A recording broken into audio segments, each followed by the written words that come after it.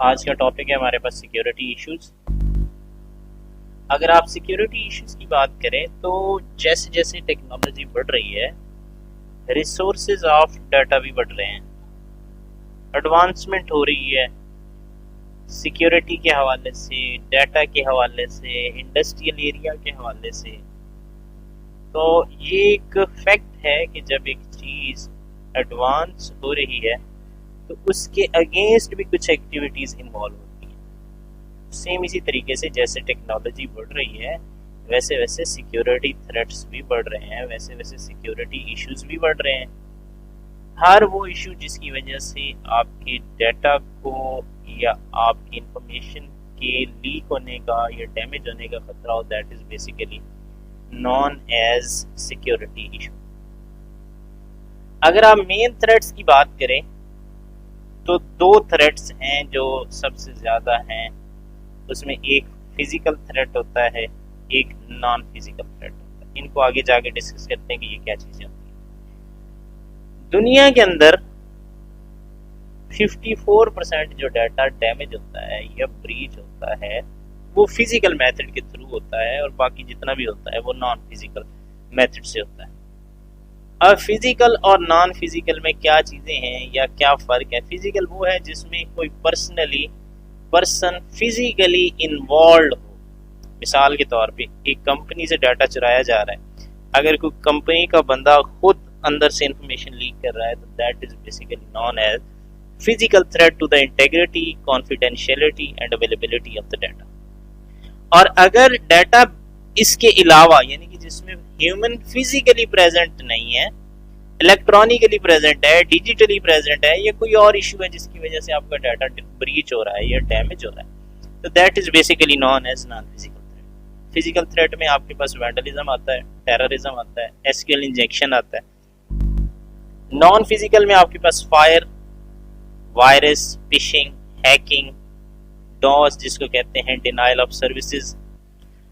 Physical threat की बात करें तो उसमें तीन चीज़ें हैं जो सबसे ज़्यादा इन्वॉल्व होती हैं, जिसमें एक चीज़ है वैंडलिज्म है, दूसरी चीज़ हार्डवेयर क्रैश है, तीसरी चीज़ एसक्यूएल इंजेक्शन है।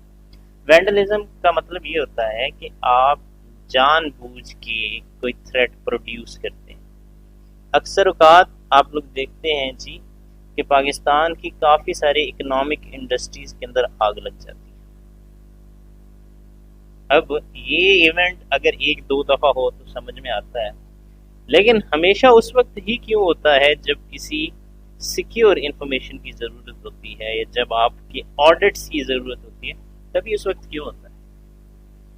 अगर तो अचानक लग गई है आग तो that is basically fire concept, that is non physical threat. अगर एक शख्स खुद ही जानबूझ के कोई ऐसी हरकत कर रहा है, जैसे स्मोकिंग हो रही है, जैसे ही आपने सिगरेट जलाई और किसी वजह से वो इशू क्रिएट हुआ, या किसी ने जानबूझ के आपके डाटा के अंदर वायरस छोड़ दिया, किसी ने जानबूझ के डाटा को ब्रीच करके दूसरी कंपनी को डाटा दे दिया, तो जानबूझ के जितना भी डैमेज होता है that is known as vandalism. दूसरी चीज है हार्डवेयर क्रैश। हार्डवेयर क्रैश हो जाती है, उसके अंदर कोई वायरस आ जाता है, वर्किंग स्टॉप हो जाती है, क्योंकि ये एक मैकेनिकल डिवाइस है, तो मैकेनिकल प्रॉब्लम आ जाता है, आपकी डिस्क प्लेट सही तरीके से रोटेट नहीं करती, या कोई भी ऐसा इशू हो सकता है जिसकी वजह से आपकी हार्डवेयर क्रैश हो जाए, तो that is basically known as physical. Next है एसक्यूएल इंजेक्शन। एसक्यूएल इंजेक्शन का मतलब ये होता है कि आप डाटाबेस के ऊपर धड़ाधड़ क्यूरीज लगा रहे हैं और डाटा एक्सेस कर रहे हैं। अब डाटाबेस की प्रोसेसिंग का भी एक टाइम है, एक खास टाइम है। आप ऐसी क्यूरीज जनरेट कर रहे हैं जिससे आपका एसक्यूएल जो है या आपका डाटाबेस जो है उसको प्रोसेस करने में टाइम ले रहा है।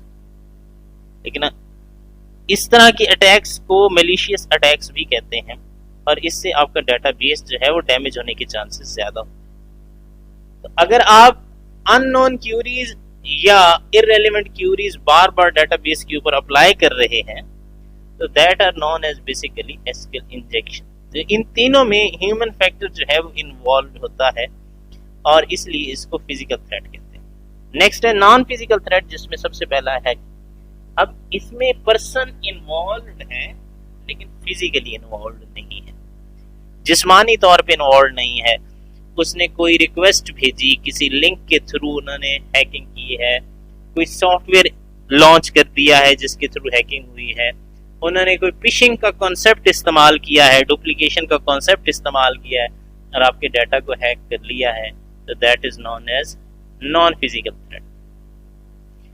फायर, केमिकल कोई एक्शन हो जाता है, मिसाल के तौर पे केमिकल फैक्ट्रीज के अंदर कभी कभार आग लग जाती है, या मशीनरी ज्यादा हीट अप हो जाती है, या ह्यूमन एक्टिविटी जैसे आप रोशनी करने के लिए कोई चीज जलाते हैं और गलती से उसका फ्लेम हाई हो जाता है, तो उसकी वजह से आग लग जाती है। अक्सर औक़ात आप लोग देखते हैं घरों के अंदर सिलेंडर जो है हम अक्सर खुला छोड़ देते हैं, उसकी वजह से आग लग जाती है, तो that is basically known as non physical threat, जो किसी भी अननोन एक्टिविटी की वजह से हो सकता है।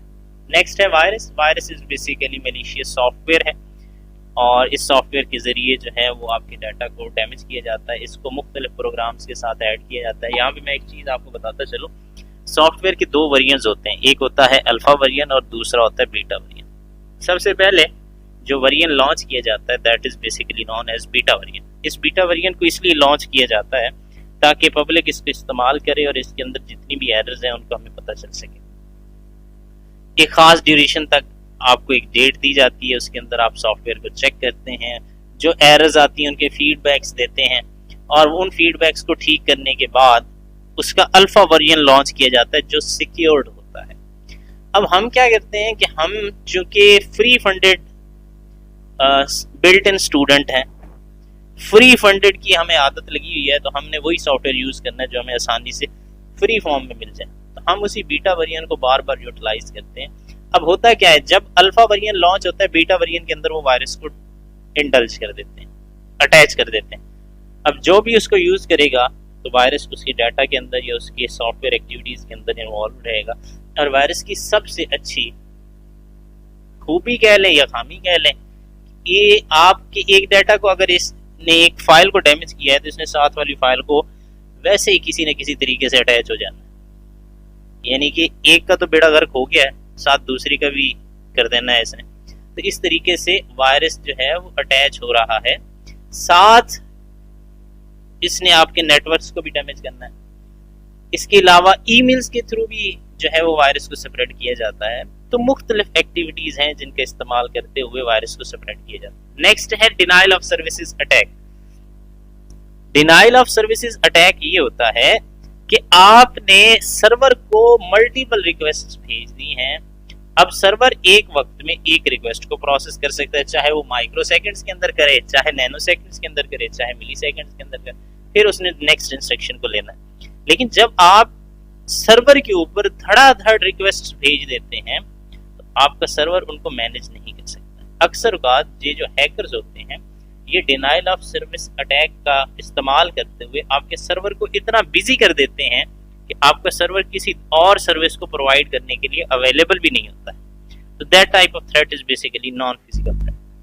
अब इनसे बचने के लिए कुछ फिजिकल के हवाले से चीजें ली गई हैं और कुछ नॉन फिजिकल के हवाले से चीजें ली गई हैं, जिसमें सबसे पहली चीज है बायोमेट्रिक। बायोमेट्रिक के अंदर आपके फिंगरप्रिंट्स चेक किए जाते हैं, आपके थम्स या आपकी पाम इसका इस्तेमाल किया जाता है, हथेली का इस्तेमाल किया जाता है, या आपके रेटिना का इस्तेमाल किया जाता है, या फेस का इस्तेमाल किया जाता है ताकि सिस्टम को मजीद एंड मजीद जो है वो सिक्योर बनाया जाए। आप जानते हैं कि पहले जो पुराने मोबाइल थे जिनको कीपैड्स वाले मोबाइल कहते थे उनके अंदर एक सिक्योरिटी लॉक था, वो पासवर्ड टाइप था।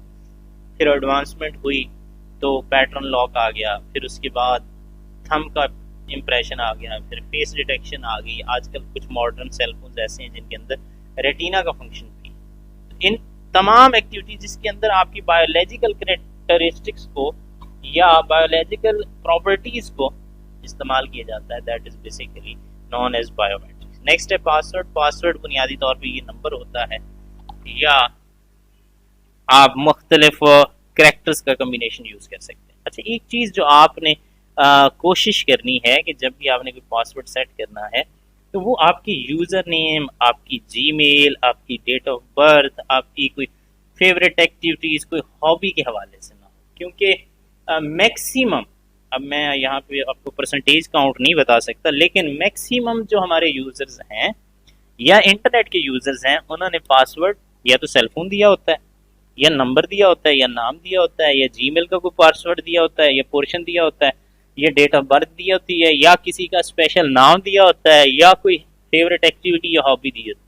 हालांकि ये वो सबसे कमज़ोर तरीन पासवर्ड्स हैं जिनका इस्तेमाल करके आपके अकाउंट को आसानी से हैक किया जा सकता है। तो जब भी आपने पासवर्ड देना है, which is basically the combination of character, words, symbols and numbers, और वो ऐसा होना चाहिए जो पहले कहीं पे यूज ना हुआ, कुछ नया होना चाहिए ताकि आपका सिस्टम मजीद सिक्योर हो सके। नेक्स्ट है एंट्री बुक लॉग।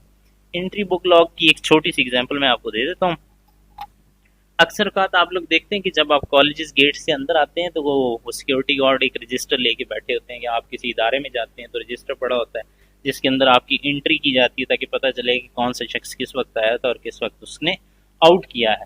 तो ये बुनियादी तौर पे प्रोसेस आपके पास एंट्री बुक लॉग होता है। ये सिर्फ और सिर्फ ये देखने के लिए है कि आज के दिन अगर कोई प्रॉब्लम क्रिएट हुआ है तो वो ये देख सकें कि आज के दिन कौन कौन से लोग आए थे और किस वक्त आए थे और किस वक्त गए थे।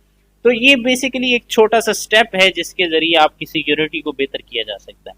लास्ट है आपके पास इलेक्ट्रॉनिक्स एंड विजुअल सर्विलेंस, जिसके अंदर सीसीटीवी कैमरा का इस्तेमाल किया जाता है और कैमराज जो हैं वो इंडल्ज किए जाते हैं, वीडियो इक्विपमेंट का इस्तेमाल किया जाता है, या कोई दूसरा डिजिटल फॉर्मेट इस्तेमाल करके निगरानी का प्रोसेस किया जाता है ताकि पता चल सके कि कौन कब आ रहा है, कब जा रहा है, कौन सी एक्टिविटीज़ परफॉर्म कर रहे हैं, कौन सी नहीं कर रहे। अक्सर काल आजकल आप किसी ऑफिस में जाते हैं तो हर कॉर्नर में कोई ना कोई कैमरा जो है वो लगा होता है, वो सिर्फ आपकी सर्वेलेंस कर रहा होता है ताकि पता चले कि ये शख्स इस डिपार्टमेंट के अंदर या इस जगह पे कौन सी एक्टिविटीज़ परफॉर्म कर रहा है। आजकल तो जितनी थेफ्ट प्रॉब्लम चल रही है हमारे कंट्री के अंदर या चोरी के इश्यूज चल रहे हैं, तो हर शख्स ने हर दूसरे तीसरे घर के अंदर कोई ना कोई कैमरा इस्तेमाल हो रहा है ताकि सर्वेलेंस की जा सके और अपने डाटा की, अपनी इंफॉर्मेशन की, अपने घर की, अपने जो भी मालूमात हैं उनकी हिफाजत की जा सके। तो that is basically known as